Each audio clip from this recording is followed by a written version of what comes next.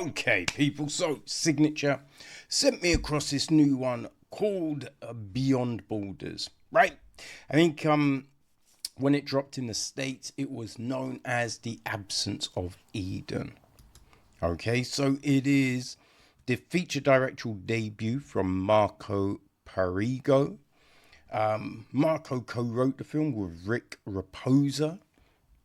It is produced by Perego, along with Julie Yorn, Robert Kravis, Carl Herman, and Alexandra Mitchum.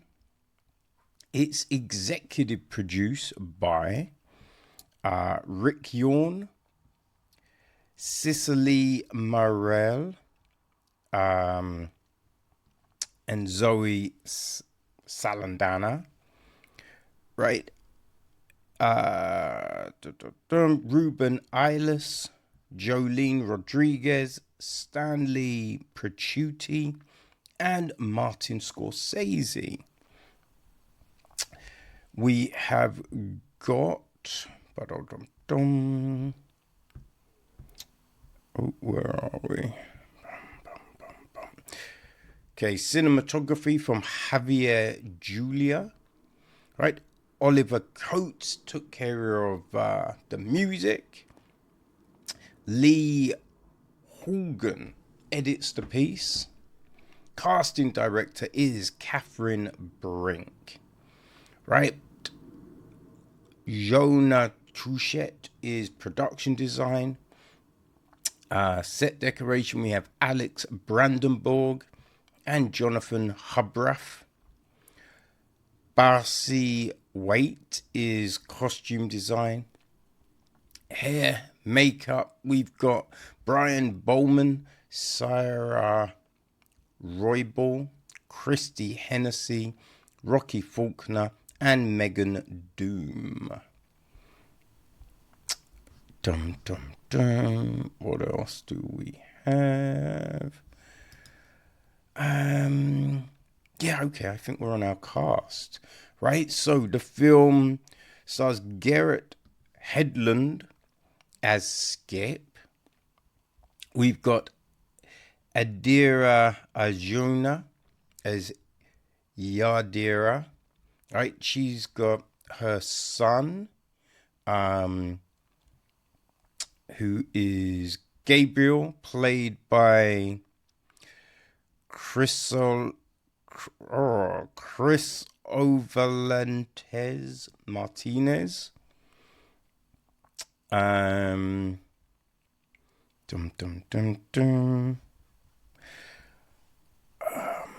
else is there? Okay, so then we've got Esmeralda, otherwise known as Esmee, played by Zoe Saldaña.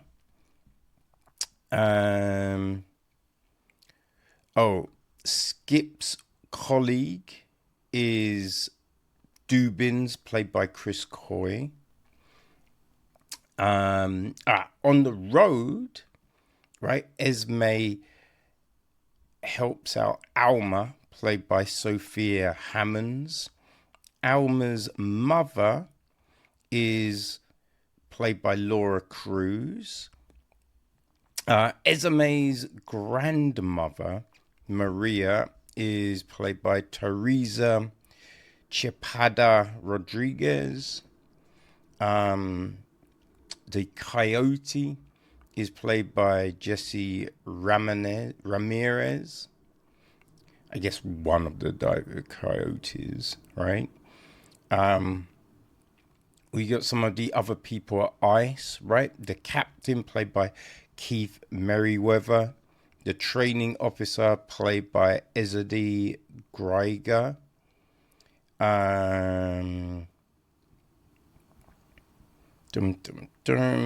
There is Skip's father. We hear his voice. He's played by Ted Koch. We've got, who else do we have? Davalos, played by Vincent Fuentes.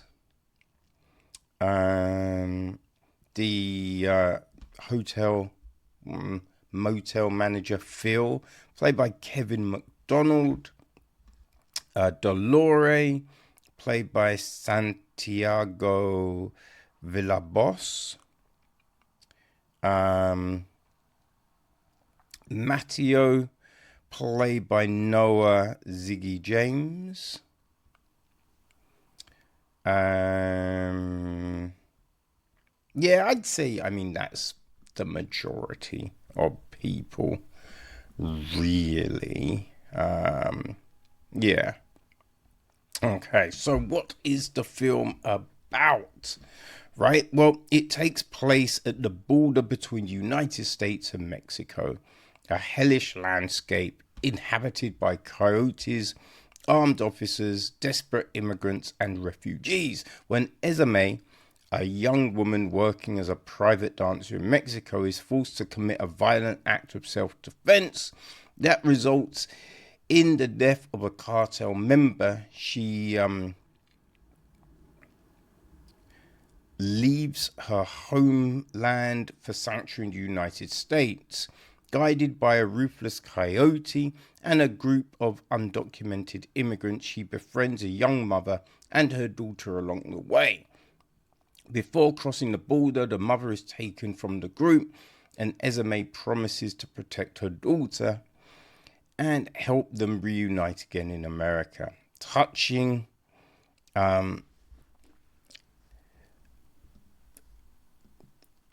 there's interlocking stories about people struggling to survive on America's border with Mexico. Yes. Well, it's a very interesting, important topic, right? Human trafficking. That's what this is.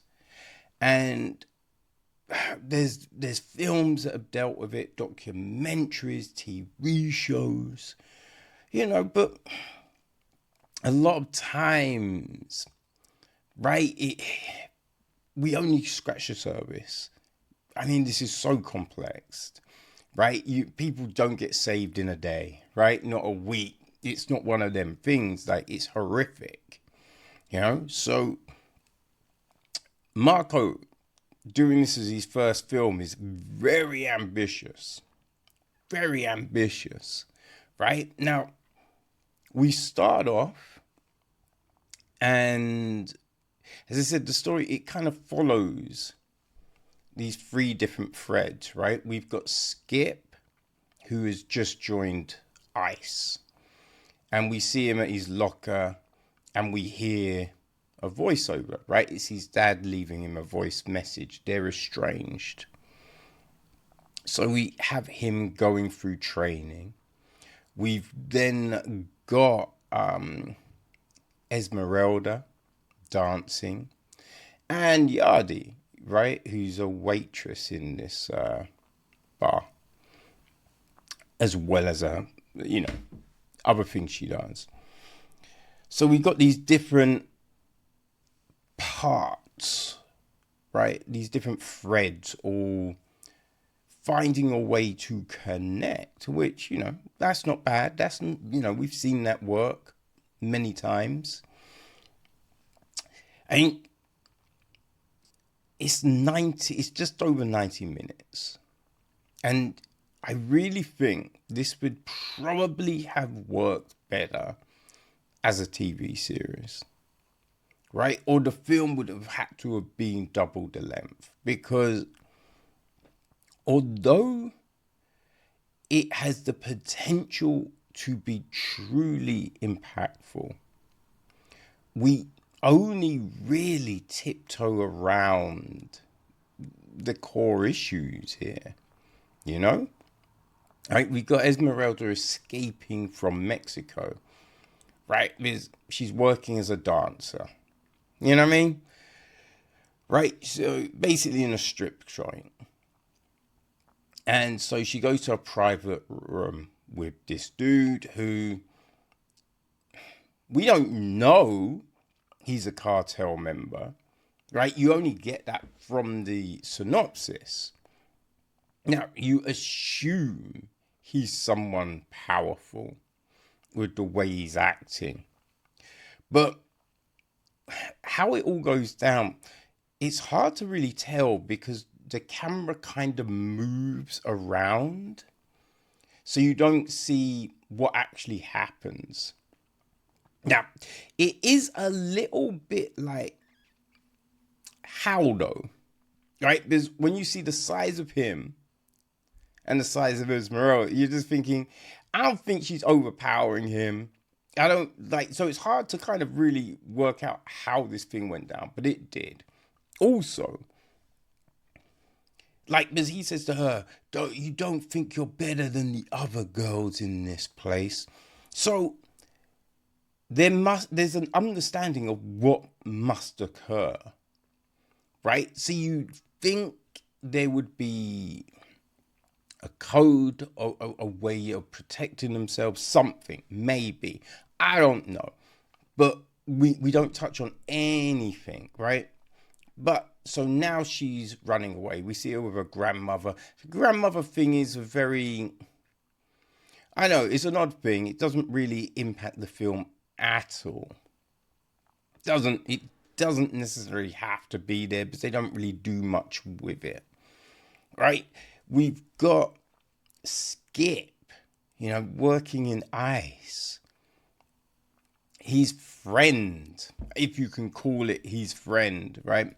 The other dude, Dubin's working there. I mean, you can see he's a bit of a knob, right? And when I say a bit of a knob, it's like he's about the work. He's about hunting people down and putting them away. He doesn't really give a fuck about the reasons people might be coming across or the fact that a lot of these people are trafficked. So they don't choose to be in these situations. You know what I mean? They needed to flee and then they're forced to, work in these horrible conditions. But he's just like, yeah, fuck them all. Right? So we have this from him. So you do kind of question, because it's kind of sold as if Skip is a good guy. But some of the things that go down, I don't even buy he's a good guy. You know what I mean? Because we see some things that he does and you're just like, I mean, that's mad suspect, right? And it's fine to have that grey area, but it's not even played in that manner, Right? But we have these story threads, like Skip, he meets Yadira.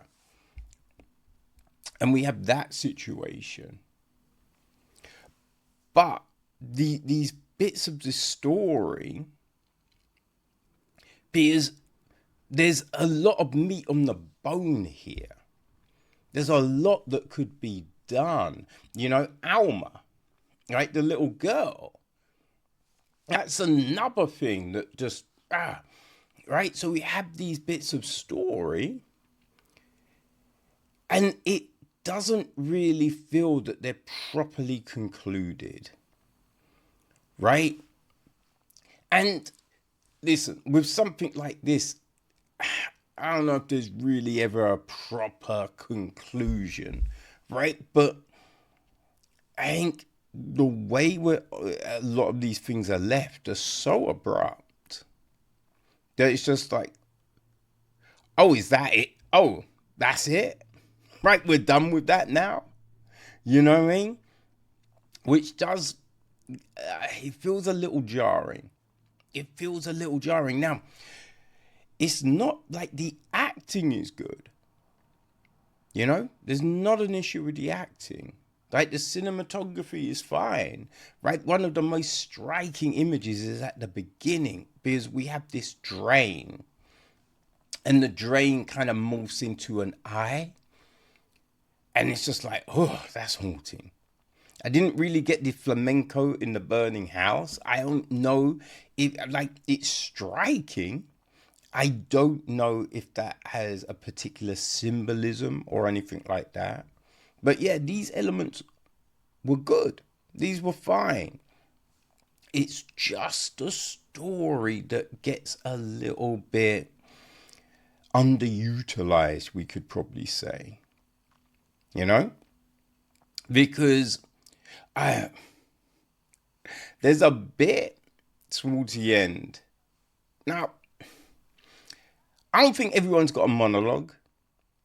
You know what I mean? Like, you get into a situation, and especially when your life is at risk, I don't think everyone's stopping to then go on this huge, long... No, it's just like, I gotta get the fuck out of here. Right? So we would do that. But it was weird because we have this situation at a hotel. And we then, a certain character, and it's all suddenly done. And then we go straight to the end, right? This odd sequence at the end, right? And we, yeah, I can't really say anything else, but then we just go on to that. And you're like, okay, so did you get there from like the hotel, or how did we get to that point? Because there's stuff at the hotel that you think would lead them into other things, but we just don't see it. So it just feels very fragmented, you know what I mean?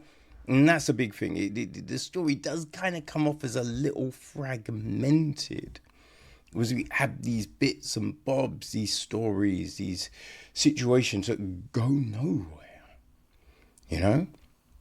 Like, even when, Skips would do things, there's a bit, and it's just played very oddly, because you're just like, again, can't really say shit, but yeah, there's some odd things. It's mainly the script. It's mainly the script. Now, as I said, it's Marco's first film, right? It's his feature debut. I think he's mainly a sculptor, right? An artist. So, he's married to Zoe Saldaña. So it's just like, I can understand the process of thinking, yeah, I'd love to make movies, because that's another form of art, right? It's another form of sculpture. And being around Zoe, right? Seeing the opportunities, how she works, how she tells stories. Now you can see all of that. And as a first attempt, it's not too bad, but yeah, there's just so much left on the table. There is, it just makes it a little bit odd. Now, listen, we do have a director's statement. I nearly forgot about that, right? It reads, in 2015, I did a sculpture that honored the children that lost their lives as immigrants traveling from Syria to Italy. In 2015, I collected over 714 pairs of kids' shoes. I filled the shoes with concrete. The piece was exhibited in downtown Los Angeles and is now part of the Rene collection. Around that time, I started thinking about making another sculpture. I wanted to continue addressing immigration. I wanted to reach out to be a part of the global conversation regarding this very human issue. I started thinking about the fundamental concept of a border, what it has meant for me. As an immigrant, America was always on the other side until it wasn't. I am lucky that America both represented the dream. It was a big idea to jump into the unknown, to strive for something better. It worked out for me, but most people are not so lucky. I thought about the people that didn't get their American dream. What is their story? When I made an art piece, I don't feel the need to explain it. I really believe that the moment you explain the art, it loses its power. I started to think about using another medium, cinema specifically, to touch more people I wanted to make a film in 3 different colors, red, white, and blue. Like the 3 colors trilogy by Krzysztof Kieślowski. Blue, white, and red. 3 beautiful films with Juliette Binoche. I wanted to make one film that represented the 3 colors of the American flag. This became the palette of the film. I started to look into the biblical idea of Adam and Eve. In 2005, I did a sculpture called Adam, Eve, and Me in New York City.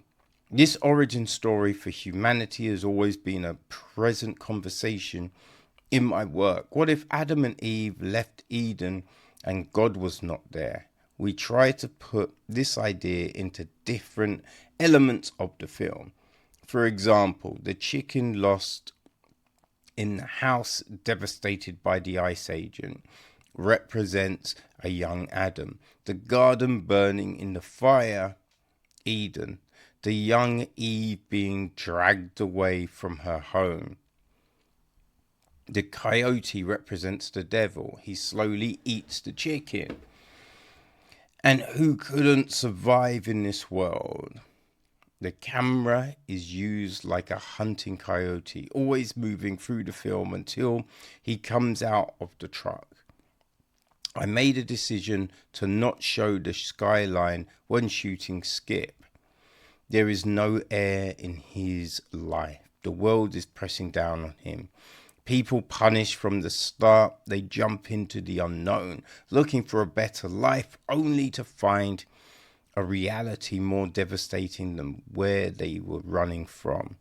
The conversation between Esmeralda and the hotel manager was trying to capture that feeling. Right? We come here and we plant your seeds. I tried to ask myself about that experience, the emptiness, the exhaustion, the invisibility, striving without ever being acknowledged, without ever being seen.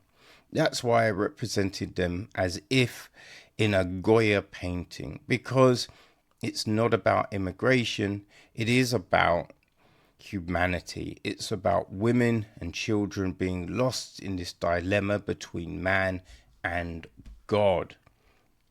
So yeah, that is what Marco was trying to do. And you can see that in the film. It just doesn't necessarily work as a complete piece. You know, doesn't quite come together as maybe he'd hoped. But it's, it's interesting, right? So I think if you, like this kind of film, if you find these kind of stories compelling, right? We looked at a film last year. Actually, I think it might have been 2023. I think it was Giselle. Right, which, man, that dealt with a young girl. I think she was 15, right, maybe 16, and got trafficked, right? So, I think if those kind of stories, work for you, then Beyond Borders, right, The Absence of Eden, may very well be the film for you. It's dropping in the UK on the 4th of March, right? So, yeah. People, there you go. Beyond Borders.